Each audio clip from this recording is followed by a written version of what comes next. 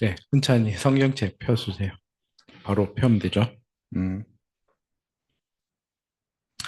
네, 오늘 하나님 말씀은 고린도후서 8장 11절부터 15절까지 말씀을 우리가 번갈아 가면서 읽도록 하겠습니다. 제가 먼저 읽겠습니다. 그러므로 이제는 그 일을 완성하십시오.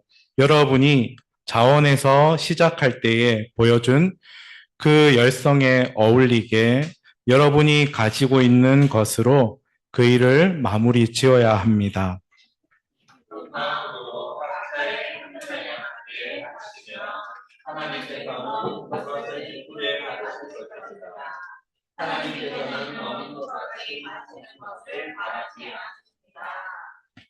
나는 다른 사람들을 편안하게 하고 그 대신에 여러분을 괴롭게 하려는 것이 아니라 평형을 이루려고 하는 것입니다.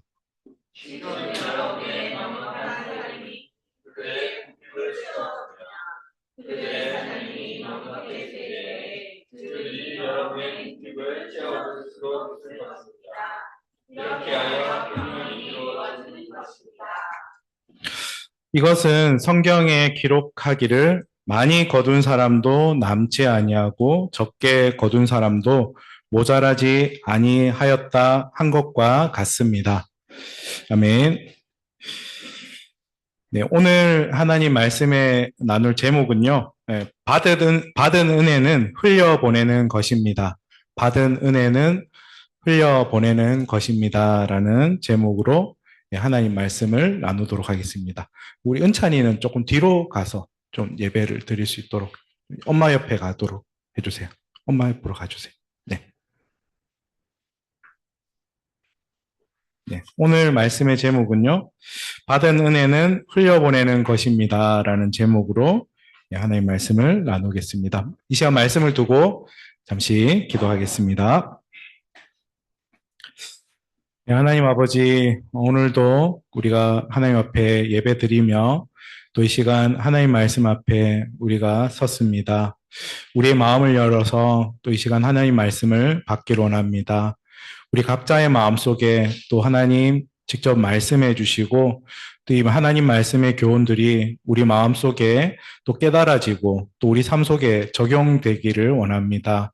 하나님 또 이 말씀대로 우리가 살아갈 수 있도록 주님께서 힘을 주시기를 기도드립니다. 주님께 모든 것을 의뢰드리면서 예수님의 이름으로 기도드렸습니다. 아멘. 네.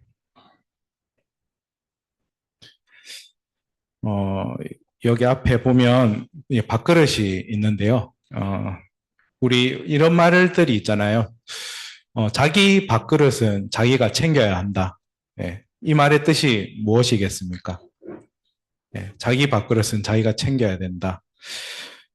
아마 이제 이런 것은 이제 자기 인생은 남이 살아주는 것이 아니기 때문에, 자기 인생에 대해서 스스로 책임지고 개척할 수 있어야 된다는 말로 자기 밥그릇은 자기가 챙겨야 된다라는 그런 말로 사용되는 것 같습니다.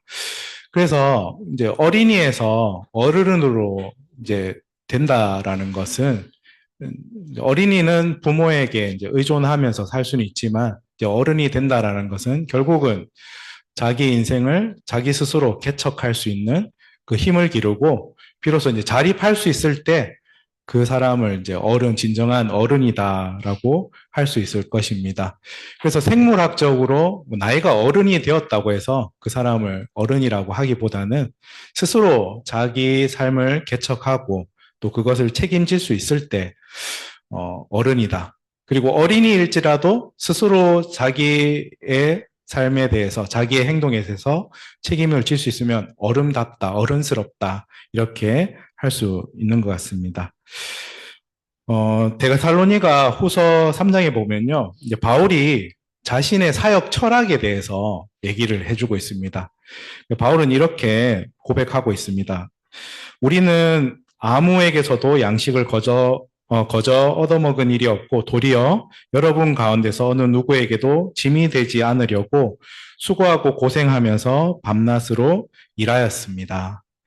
바울이 이제 원래는 유대인이었지만 하나님께서 그를 이방인에게 하나님의 말씀을 전하고 복음을 전하는 전도자로, 그 사역자로 부르셨습니다. 그래서 원래 유대인들은 이방인다로 전혀 섞이지 않거든요. 근데 바울은 태어날 때부터 유대인이었지만 하나님의 부르심에 따라 이방인들에게 가서, 이방 나라에 가서 선교를 시작했습니다. 근데 유대인들의 문화에서는 그 사람이 율법사고, 그리고 하나님의 말씀을 가르치고 하나님의 제사장이면 그 백성들이 그 하나님의 일을 하는 사람의 모든 것을 서포터하는 그런 문화가 정착되어 있기 때문에 바울이 만약에 유대인의 사역을 했다면 그는 이렇게 일을 하면서 사역하지 않아도 되었습니다. 근데 바울은 이방인 선교를 하면서 이방인들은 전혀 이 사역자의 개념이 없거든요. 그들을 서포트해야 되는 개념이 없기 때문에 물론 하나님의 일을 하면서 이렇게 그런 일들에 대한 수고의 대가를 받을 수는 있지만 그 이방 사람들한테 짐이 되지 않으려고 스스로 일을 하면서 하나님의 일을 했다라고 고백하고 있습니다. 그래서 자기는 수고하면서 고생하면서 밤낮으로 일했다라고 했습니다. 바울은 어떤 직업을 가졌는지 아시나요? 예, 뭐 지금으로 말하면 인테리어 업자, 그러니까 천막을 이렇게 짓는 그런 일들. 지금은 이제 천막이 그냥 뭐 텐트 이런 개념이지만 그 당시에는 지금과 같은 다른 그 인테리어 업을 한다라고 생각할 정도로 그런 일이 되었던 일이었습니다. 그래서 바울은 낮에는 그런 일들을 하면서 이제 그런 수입들을 만들고 그렇게 하면서 또 밤에는 또 하나님의 말씀을 전하는 그런 일들을 하였습니다. 그렇다고 해서 바울이 그런 일들만 전념한 것은 아니고 때로는 하나님의 말씀을 전하는 일에 전념하기 위해서 또 다른 교회의 후원도 받고 이렇게 저렇게 하면서 그 사역을 개척해 나갔다라고 볼 수가 있습니다. 어쨌든 바울은 사역을 하면서도 누구에게 의존하고 이렇게 하는 것보다 스스로 사역도 개척하면서 그 일들을 했던 것을 볼 수가 있습니다. 근데 성경에서는 이게 보면 하나님께서 우리에게 열심히 일하고 또 수고하고 그렇게 자신의 인생에 대해서 스스로 책임져라라고 그렇게 말씀하지만 또 한편으로는 하나님께서는 또 다른 사람을 위해서 우리가 가지고 있는 것, 자기 인생만 책임질 뿐만 아니라 또한 나누라고 이렇게 말씀을 하십니다. 디모데전서 6장 18절 말씀인데요. 이 말씀도 사도 바울이 디모데 사역자에게, 제자 사역자에게 말씀을 전하는데 이렇게 기록하고 있습니다. 또 선을 행하고 좋은 일을 많이 하고 아낌없이 베풀고 즐겨 나누어 주라고 하십시오. 그러니까 사역자한테도 그렇게 얘기를 하지만 디모데 사역자도 다른 성도들에게 하나님 말씀을 전할 때 선도 행하고 또 좋은 일도 많이 하고 그리고 아낌없이 자기의 것을 남에게 즐겨 나누어 주라. 자기가 수고해서 가지고 있는 것들, 또 그런 것들도 즐겨 나누어 주라라고 이렇게 말씀을 하고 있습니다. 어떻게 보면 한편에서는 자기 수고를 하고 자기 인생을 책임지라라고 하면서도 또 한편에서는 자기가 수고한 것을 자기 인생만 책임지는 것이 아니라 또 그것을 아껴 나누는 삶도 하라라고 이렇게 말씀하고 있습니다. 근데 왜 하나님께서는 왜 우리에게 우리가 수고한 것만 책임지는 것이 아니라 또한 즐겨 나누라고 하시는 것입니까? 왜냐하면 하나님께서는 우리에게 즐겨 나누라고 하시는 이유가 분명하게 있습니다. 그것은 우리가 노력해서 수고해서 무언가를 이루면 세상 사람, 우리가 하나님을 믿지 않았을 때는 우리가 수고한 것은 내 것이다. 내가 수고했으니 내가 그것을 누려야 된다. 마땅한 권리다. 라는 생각을 가지고 있거든요. 근데 우리가 하나님을 믿고 나면 이 생각이 어떻게 바뀌냐면 내가 수고해서 내가 한 건 줄 알았는데 하나님의 은혜가 있었기 때문에 내가 수고할 수 있고 또 이런 것들을 얻을 수 있구나. 내가 수고한 것도 있지만 이것은 하나님의 은혜 없이는 불가능한 것이었다. 그래서 하나님의 은혜 때문에 내가 수고할 수 있고 얻을 수 있고, 그리고 하나님께서는 내게 은혜 베푸시는 것은 나만 잘 살라고 주신 것이 아니다. 그리고 그 은혜 주신 것들을 또 하나님께서는 나누라고 하시는구나 라는 것을 우리가 깨달을 수 있는 것입니다.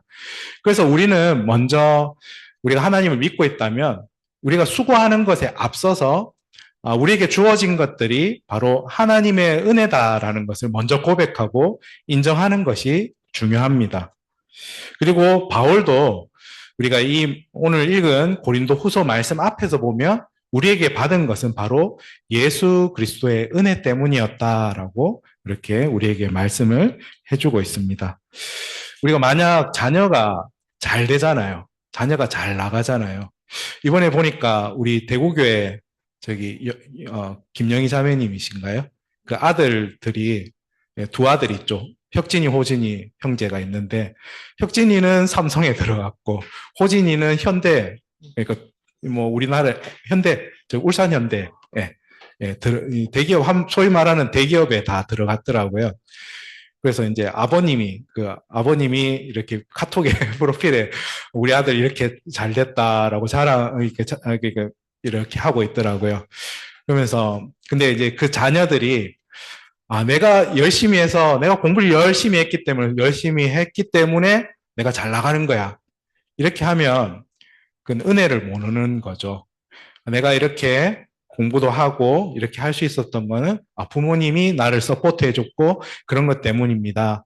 어머니, 아버지 감사합니다 하면서 그렇게 할 때 얼마나 우리 인간적으로도 훌륭해 보이겠습니까? 그런 것처럼 우리 그리스도인들이 열심히 수고하고 노력하지만 먼저 고백해야 될 것이 있다라는 것이죠. 하나님이 나를 구원해 주셨고 우리에게 은혜를 베풀어 주셨기 때문에 제가 수고할 수 있고 이런 것들이 하나님의 은혜 때문입니다. 라고 먼저 고백하는 것이 바로 훌륭한 그리스도인, 성숙한 그리스도인의 자세다라는 것입니다. 예수님께서 그 율법사들하고 이렇게 질문을 하면서 율법사가 원래는 예수님을 곤란에 빠뜨리려고 했던 질문이었는데 율법사가 이렇게 물어봐요. 예수님한테 무엇이 여러 율법들이 있는데 무엇이 첫째가는 율법입니까?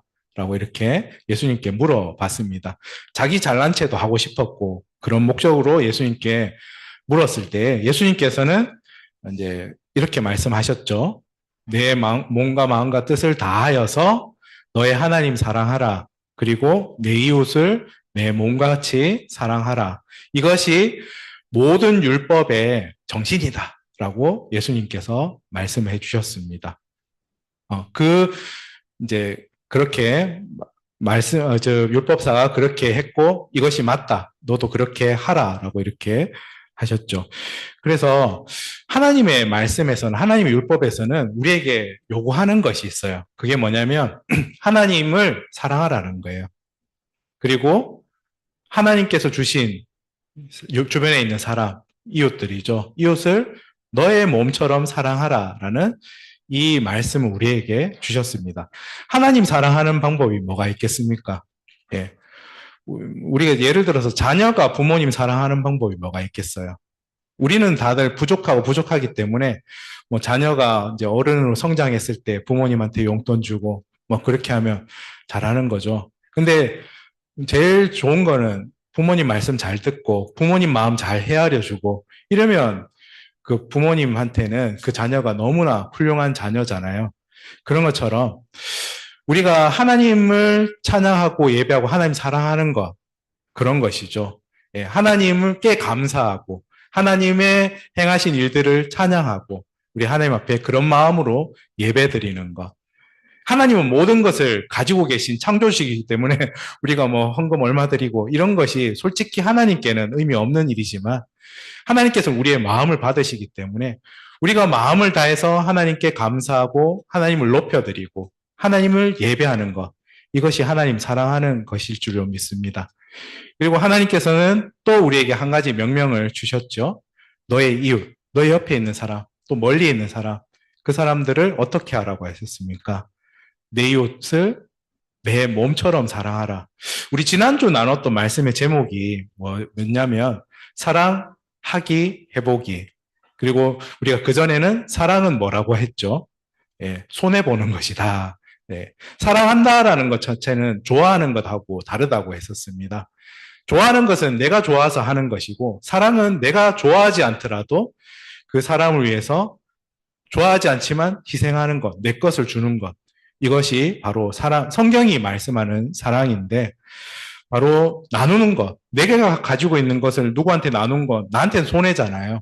그렇지만 내 이웃을 내 몸같이 사랑하라라는 것은 내 것을 나누는 것도 포함이 된다라는 것입니다. 그래서 오늘은 고린도후서 8장 말씀을 가지고 나눔에 대해서 우리가 몇 가지 교훈을 나누기를 원하는데요. 이 나눔에 대해서 우리가 요렇게 한번 나눠보겠습니다. 나눔에 대해서 하나님께서 무엇이라고 설명을 하고 있는지, 두 번째로 나눔에 대해서 하나님께서 주시는 우리에게 약속은 무엇인지, 그리고 하나님께서 이 나눔에 대해서 경고하시는 것도 있으세요. 그 경고는 무엇인지 우리가 볼 때 보고 이 나눔에 대해서 나누기로 합니다. 우리가 설명을 하면 우리가 어떻게 해야 돼요? 그 설명을 듣는 사람은 어떻게 해야 됩니까? 이해를 해야 돼요. 설명하는 이유는 그걸 이해시키려고 하는 거잖아요. 그럼 설명에 대한 결론은 이해하면 되는 거죠. 약속에 대한 결론은 뭐가 되면 내가 우리 은주자매님하고 약속을 했어요. 그럼 약속했으면 어떤 게 나와야 되죠? 예, 저를 믿어주고 저는 이제 지키는 게 목적이고 그 상대방은 믿어주는 거예요. 제가 약속한 것을. 경고에 대해서는 무언가 경고를 했어요. 제가 여러분들에게 조심하십시오. 경고하면 경고에 대해서 여러분은 어떻게 반응해야 됩니까? 네. 일단 뭐 잘못하는 것이 있으면 깨닫고 뭐 회개할 것들은 회개에 돌이키는 것이 필요해요. 그 다음에 이제 순종을 하는 것이 필요합니다. 그래서 우리 나눔에 대해서 이런 방식으로 오늘 한번 말씀을 나눠 보도록 하겠습니다. 첫 번째 설명입니다. 왜 나눠야 되는가? 우리는 왜 나누어야 되는가? 하나님은 왜 나누라고 말씀하시는가? 우리 보도록 하겠습니다. 오늘 말씀 첫 절에 보면 이렇게 말씀하고 있습니다. 그러므로 이제는, 이 그러므로 이제는이란 말, 그러므로라는 말은 앞에 이런 이유가 있기 때문에 요 이유 때문에 여러분 이제는 그 일을 완성하십시오라고 하고 있습니다. 여기서 그 일이 무엇일까요? 예. 이 그 일은 바로 지금 바울이 앞에 뭘 얘기하냐면 여기 고린도 교회에다가 하시는 서신이잖아요. 고린도 성도들한테 이런 걸 얘기하는 거죠. 지금 예루살렘 교회가 되게 힘든 상황이었습니다. 거기는 이제 유대인들이 있는데 유대인들은 그리스도인들을 핍박하잖아요. 그러니까 그 예루살렘 교회에 있는 성도들이 너무나 힘든 겁니다. 사회생활도 안 되고 직업도 다 끊겨지고 그러니까 이제 그들의 생존의 위기가 느껴지는 거죠. 또 예루살렘에서 또 다른 어려움들이 있었을 수도 있습니다. 요즘 보면 뭐 다른 나라마다 지진이 일어나고 뭐 그런 일들이 있잖아. 뭐 그런 일들이 생겼을 수도 있습니다. 어쨌든 어려운 일이 생겼고요. 그리고 바울은 고린도 교회에 요청을 하는 것이죠.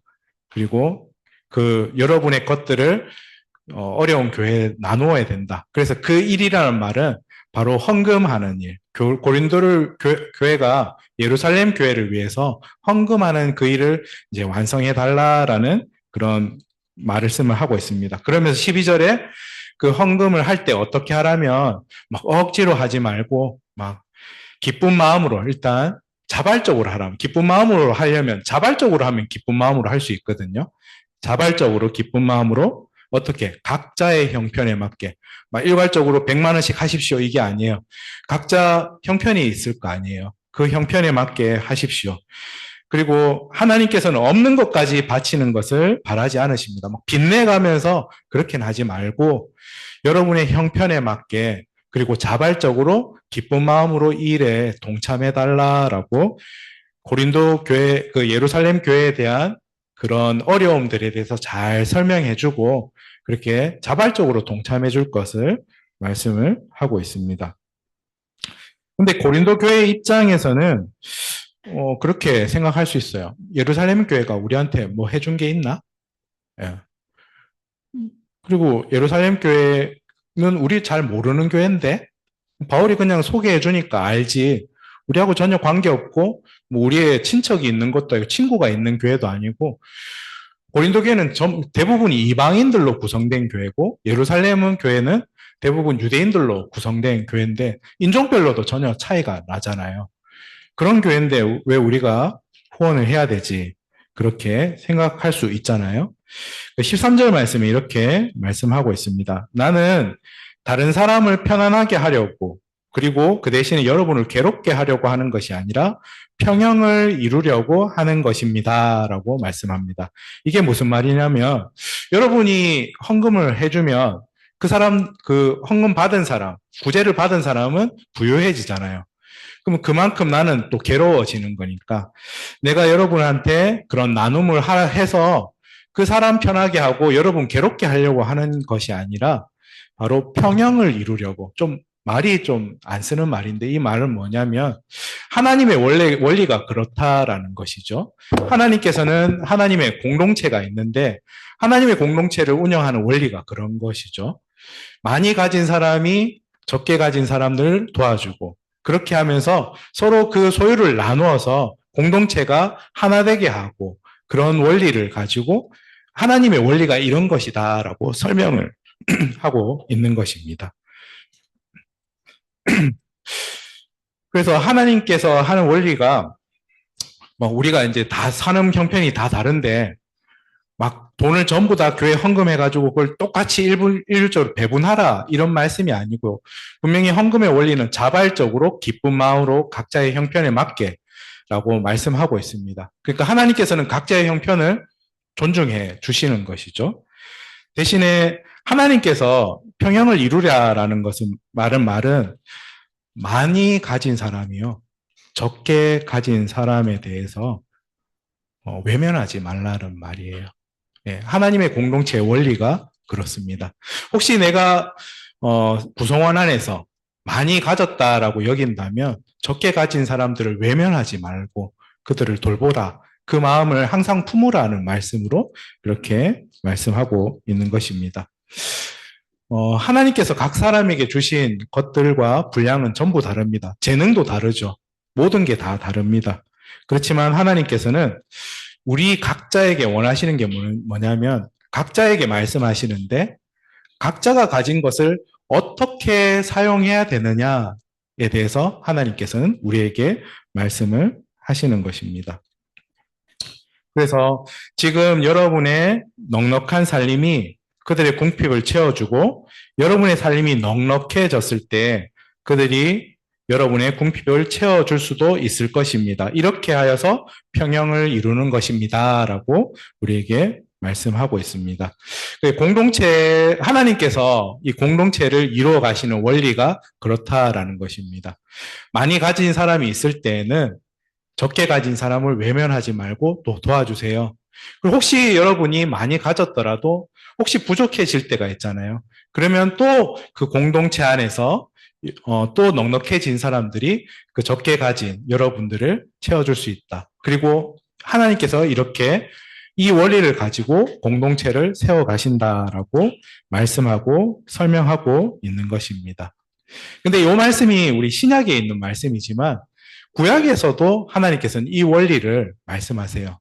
신명기 14장 말씀에 보면요, 하나님께서 이스라엘 백성들이 추수할 때 어떻게 하라라는 그 원리에 대해서 얘기를 하는데, 그 추수할 때 밭을 많이 가진 사람들이 있을 거 아니에요. 그럼 주인이 있을 거잖아요. 그 토지의 소유주가. 그럼 이제 추수할 때가 되면 곡식을 추수하고 밀을 추수하고 하죠. 근데 하나님께서 한 가지 명령을 내리세요. 어떤 명령이냐면, 다 하지 말라고. 추수할 때 일부러 이삭을 남겨두라고.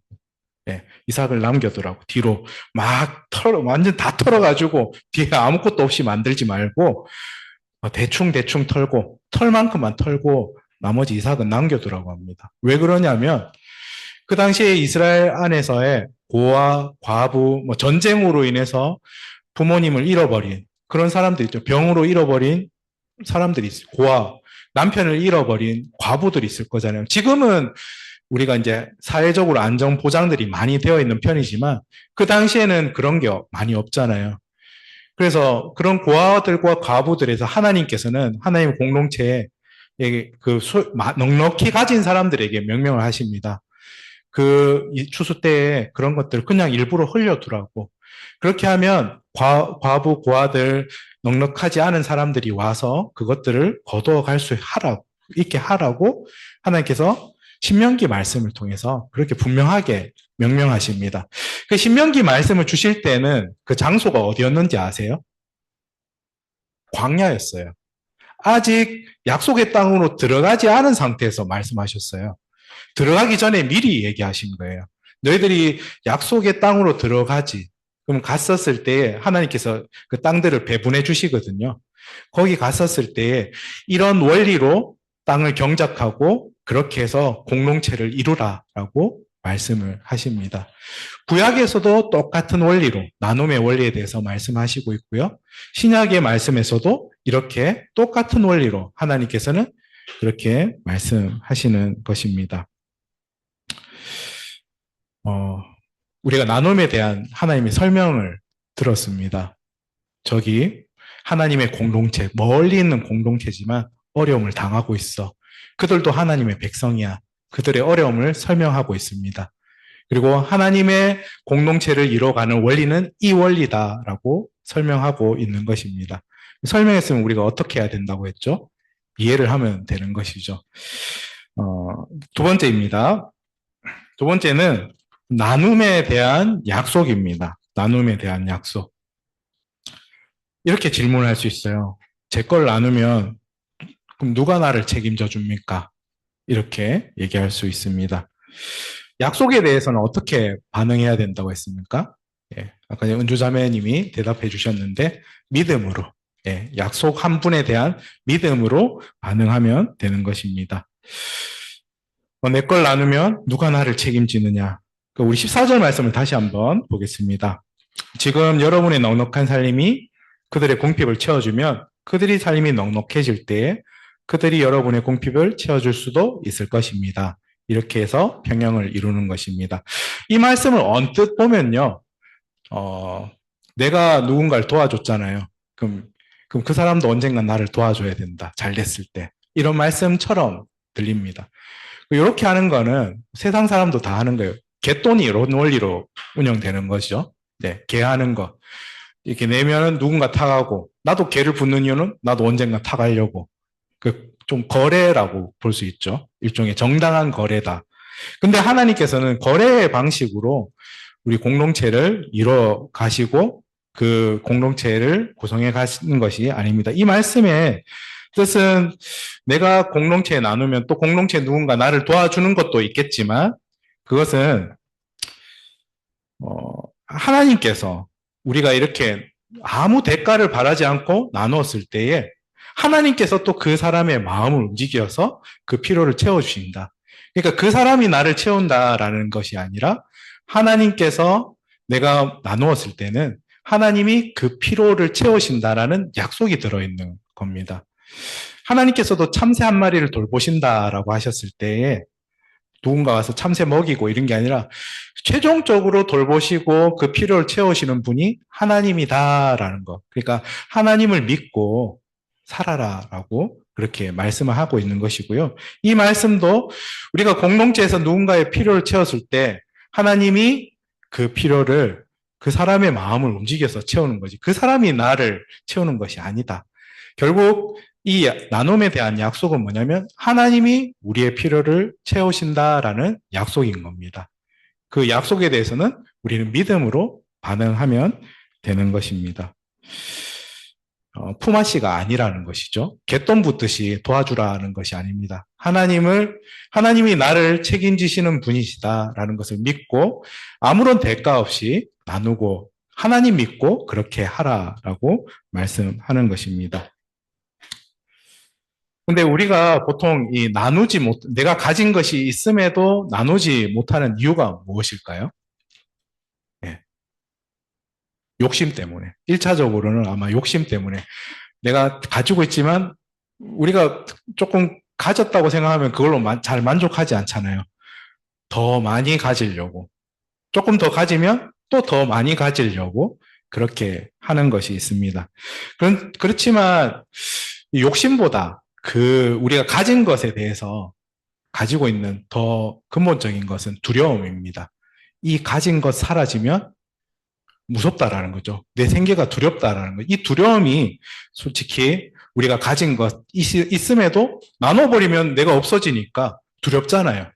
그래서 나눌 수 없는 것입니다. 그래서 조금 가지고 있는 사람은 조금 가진 대로 걱정을 할 것이고, 많이 가진 사람도 많이 가진 대로 걱정을 하는 것입니다. 그래서 하나님께서는 우리가 나눌 때에, 무언가를 나눌 때, 하나님 믿고 나눌 때 우리에게 질문하는 것이 있어요. 그게 뭐냐면, 정말 네가 믿고 신뢰하는 대상이 무엇이냐라고 질문하고 있는 것입니다. 그리고 이 질문에 대해서 내가 신뢰하는 대상이 하나님이다라고 고백하지 못하면요, 우리가 무언가를 나눌 때 꺼리껴요. 힘들어요. 그렇게 할 수 없는 것입니다. 그리고 성경에서는 우리에게 말씀하기를 사람이 한 종이 두 주인은 결코 섬길 수 없다라고 하면서 그 두 주인에 대해서 하나님을 섬기든지 재물을 섬기든지 둘 다 결코 우리가 섬기고 살 수가 없다라고. 그래서 하나님을 의지할지 너의 소유를 의지할지 둘 중에 하나는 결정해야 된다라고, 그리고 하나님을 의지하라라고 그렇게 말씀을 하고 있습니다. 그래서 진짜 우리가 나눌 수 있는 것은 하나님을 믿기에 그 믿음 때문에 할 수 있다라는 것입니다. 하나님, 저에게 주신 분이, 제가 열심히 수고했지만 저에게 이것을 허락하신 분이 하나님이시기 때문에 저의 남은 조금의 소유를 또 나누겠습니다. 그리고 하나님이 제 인생을 책임지시는 분이기 때문에 제가 하나님 믿고 그것을 하겠습니다. 라고 할 수 있는 것입니다. 그래서 나눔에 대한 약속을 우리 생각하시고요. 그리고 나눔에 대해서는 어떻게 반응하셔야 되는 믿음으로. 그래서 그 믿음의 반응이 바로 나눔이다라는 것입니다. 그렇게 우리가 믿음으로 반응하시기를 바랍니다. 세 번째, 마지막입니다. 나눔에 대한 경고입니다. 이렇게 질문할 수 있죠. 좀 더 가져야 안전한 거 아닙니까? 네. 좀 더 있어요. 이 자본주의 세상에서 좀 더 많은 보장들이 되어 있어야, 재테크 수단들이 2층, 3층, 4층으로 되어 있어야 우리 삶이 안전한 거 아닌가요? 라고 말씀할 수 있습니다. 근데 우리 오늘 마지막 말씀에 이렇게 말씀하고 있습니다. 이것은 성경에 기록하기를 많이 거둔 사람도 남지 아니하고 적게 거둔 사람도 모자라지 아니하였다 한 것과 같습니다. 15절에 성경에 기록하기를 라고 하고 있어요. 이 성경이 어디 기록인지 아세요? 네. 출애굽기. 출애굽기의 어떤 기록인지 아십니까? 네, 만나 사건을 얘기합니다. 하나님께서 이스라엘 백성들이 이집트에서 떠나서 광야 생활을 할 때 먹을 것이 없었거든요. 뭐 경작을 할 수 있는 게 아니잖아요. 그리고 이제 가나안 땅으로 들어가는 시점에 원래는 그렇게 오랜 세월이 걸리지 않을 거였지만 그들의 불신 때문에 40년의 생활을 하면서 하나님께서 40년간 만나를 계속 내려주셨거든요. 근데 이 만나를 주실 때에 하나님의 주신 그 명령, 원리가 있습니다. 어떻게 아시죠? 네. 하루에 먹을 만큼, 그날 일용할 양식만 주시는 것이죠. 그래서 많이 거둔 사람도 결국 남지 않고요. 적게 거둔 사람도 모자라지 않습니다. 왜냐? 다음날 되면 또 만나가 내려 있으니까 또 만나를 거두는 것이죠. 이 많이 거둔 사람, 왜 많이 거뒀을까요? 그때? 하나님이 내려주시는 양은 정해져 있는데, 왜 많이 거뒀을까요? 네. 내일 해가 뜰지 어떻게 알아? 내일 만나가 안 내리면 어떻게 합니까? 그러니까 그 마음으로 그 전날, 그래도 내일 대비해서 많이 걷어보는 거죠. 근데 하나님의 명령은, 내일도 줄 거야. 내일도 주니까 나를 신뢰하고 오늘 거 걷어. 지금 우리에게 해당되는 말은 아닙니다. 출애굽기 당시에 광야의 이스라엘 백성들한테 해당되는 명령이고 만나 사건에만 해당되는 명령이니까 지금 우리 오늘 일당 벌어서 일당 살자 이 얘기가 아니에요. 그렇게 적용하면 잘못 적용하는 겁니다. 요 만나 사건에만 적용하는 것을 우리가 기억했으면 좋겠습니다. 어, 그때 많이 거둔 사람들은 나 하나님 못 믿겠어요라는 거예요. 예, 하나님 내일 안 주면 어떡해요? 하나님 주신다고 얘기했지만 내일 안 주면 너 뭐 먹고 살아요? 그런 마음으로 많이 거뒀던 것이죠. 그래서 많이 가지다라는 것은 어, 우리가 많은 소유를 가졌다라는 것 자체가 불신앙은 아닙니다. 근데 중요한 건 뭐냐면 많이 가진 것보다 하나님을 더 신뢰할 때 그게 문제가 된다라는 것이죠. 우리도 우리의 필요를 채워야 됩니다. 저축도 필요하고요. 내일을 위해서 하는 거잖아요. 인생의 계획도 그렇게 가집니다. 자신을 위해서, 가족을 위해서, 공동체를 위해서 그렇게 책임감을 가지고 하는 겁니다. 그리고 성경에서도 그걸 결코 잘못된 일이라 하지 않습니다. 어떤 말씀에서는 개미에 비유해서 열심히 수고하고 일하라고, 지혜롭다라고, 그것이 지혜로운 일이다라고 말씀하고 있습니다. 근데 문제는 뭐냐면 내가 가진 것보다, 하나님보다 내가 가진 것을 더 의지하게 되고, 더 많이 의지하게 될 때, 그때 그것이 우상이 되고 문제가 되는 것입니다. 그리고 나눈다라는 것은 바로 내가 가진 것이 하나님을 대체할 수 있다라는 경고에 대한 반응을, 순종으로 반응하는 것입니다. 내가 가진 것 때문에 어떤 사람은 난 이제 하나님 필요 없어. 내 신앙은 필요 없어. 가진 것이 없었을 때는 하나님 저에게 좀 가진 것 주세요라고 하면서 정작 가진 것이 많아졌을 때 어떻게 되냐면 나 이제 하나님 필요 없네요. 난 내 가진 것 의지하고 살겠습니다 하면서 하나님을 떠나버리는 사람들도 있다라는 것이죠. 그리고 나눔은 그 경고에 대해서 가진 것을 의지하는 것에 대한 경고에 대해서 순종으로 응답하는 것입니다. 예수님께서 부자의 비유, 한 부자의 비유를 드신 적이 있었거든요. 한 부자가 있는데 엄청나게 그의 풍년이 왔고요. 엄청난 곡식을 거뒀습니다. 창고가 부족했어요. 창고를 더 지어야 될 정도로. 그렇게 했는데 그 부자가 이제 추수를 다 하고 소유를 다 곳간에 들이고 난 후에 생각합니다. 야, 내가 이때까지 너무 수고했다. 이제 죽을 때까지 써도 없어지지 않는 이제 재산을 모았으니까 이제 좀 쉬고 이제 수고한 것들에 대해서 보상받자. 인생 한번 즐겨보자. 근데 그때 부자에게 하나님께서 말씀하시죠. 내가 오늘 밤 너의 영혼을 가져가겠는데 그렇다면 지금까지 네가 수고하고 모은 거가 누구 것이 되겠니? 자녀가 있으면 자녀 것이 되든지 자녀가 없으면 뭐 어떻게 되겠어요? 모르겠죠. 그렇게 하시는 부자에 대한 비유가 있습니다. 이것이 성경에서 우리에게 소유에 대한 주는 경고인 것입니다.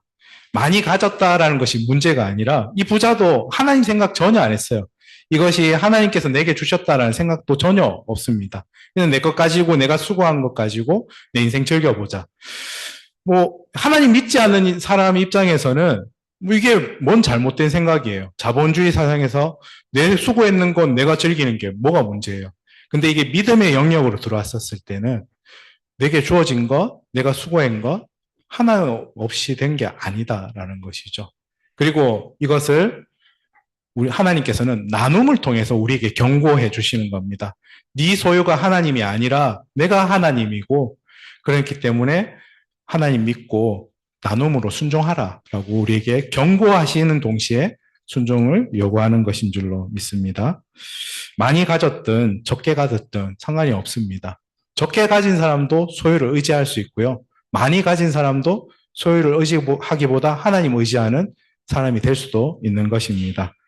믿음의 문제이고 경고를 하실 때 우리는 순종으로 응답해야 될 줄로 믿습니다. 오늘 우리가 나눔에 대한 설명, 약속, 경고를 봤습니다. 하나님께서 설명하고 있습니다. 어려운 그 공동체의 필요들이 있고 하나님의 원리는 이것이야 라고 우리에게 말씀을 해주고 있습니다. 나누어야 돼. 공동체 안에서 그것이 하나님의 원리다. 그리고 약속하고 있습니다. 소유가 우리 삶을 책임지는 것이 아니라 너희들의 인생을 책임지는 분은 하나님이야. 만약에 너의 필요를 채워줄 때도 사람의 마음을 움직여서 그 필요를 채워주는 것도 하나님이 그 일을 하는 거예요. 하나님 믿고 나누다라고 우리의 믿음의 반응을 요구하십니다. 그리고 경고 또한 하시는 겁니다. 우리 소유를 의지하고 그렇게 살면 절대 못 나누죠. 그것을 경고합니다. 그것이 하나님을 대체하지 말라라고 경고하고 나눔으로 그 경고에 대해서 우리가 순종으로 반응하라라고 말씀하는 것입니다. 말씀을 정리하도록 하겠습니다. 받은 은혜는 흘려 보내는 것입니다. 우리에게 주어진 거, 우리가 수고한 인생을 살더라도 결국 하나님의 은혜 때문에 우리가 이것들이 있다라는 것을 꼭 기억하시길 바랍니다. 근데 제일 중요한 기억해야 될 것이 있습니다. 이 말씀을 우리가 읽고요. 말씀은 좀 정리하겠는데 같이 한번 고린도후서 8장 우리가 오늘 11절부터 읽었는데 그 앞에 절 말씀인데요. 우리 그러므로라고 시작했잖아요. 오늘 말씀에. 그 이유에 대해서 설명하고 왜 이걸 해야 되지? 라고 왜 우리가 나눠야 되지? 라는 이유입니다. 같이 9절 읽어보겠습니다. 시작. 여러분은 우리 주 예수 그리스도의 은혜를 알고 있습니다. 그리스도께서는 부요하나 여러분을 위하여 가난하게 되어셨습니다. 그것은 그의 가난으로 여러분을 부요하게 하시려는 것입니다. 네, 아멘. 여러분, 예수님 믿고 있죠? 네, 구원받았나요? 네, 그렇다면 여러분 예수님 은혜 알고 있잖아요. 예수님께서는 하나님이세요. 가장 부요하신 분이세요. 하나님의 보좌에서 내려올 필요가 없으신 분이셨어요. 그리스도께서 부요하셨지만 우리를 부요하게 하려고 우리에게 죽었는데 죄인이었는데 하나님이 우리에게 생명 주시려고 자기 생명 주시면서 여러분을 위해서 가난하게 되셨어요. 하나님이 우리에게 그런 은혜를 베푸셨어요. 그렇기 때문에 그러므로 그렇게 하십시오라고 우리에게 말씀하는 것입니다. 하나님께서 우리에게 그냥 맹목적으로 착하게 살아라, 착하게 나누어라, 열심히 해라 이렇게 얘기하는 것이 아닙니다. 먼저 복음을 말씀하고 계세요. 하나님이 너에게 생명 줬어. 그렇기 때문에 너희들이 내가 너를 사랑한 것 같이 너희도 그렇게 하라라고 우리에게 말씀해 주십니다. 내가 하나님께 그 많은 것을 받았다라고 우리가 깨닫고 알고 그 은혜를 감사하고 있다면 우리는 그 감사한 마음으로 우리에게 받은 은혜를 그대로 흘려보낼 수 있는 것입니다. 나눌 수 있는 것입니다. 그리고 그러므로 하나님께 너희들이 정말 은혜를 받았다라는 것을 알고 믿고 깨닫고 있다면 그렇다면 그 은혜 받은 것을 그렇게 흘려보내라라고 우리에게 말씀하고 있습니다. 나누는 것은 작은 것부터 시작된다. 근데 이 나눔은 돈만 얘기하는 게 아니에요. 돈이 부족한 사람들도 있었잖아요. 시간도 나눔의 대상입니다. 우리의 수고도 나눔의 대상이죠. 관심도 나눔의 대상입니다.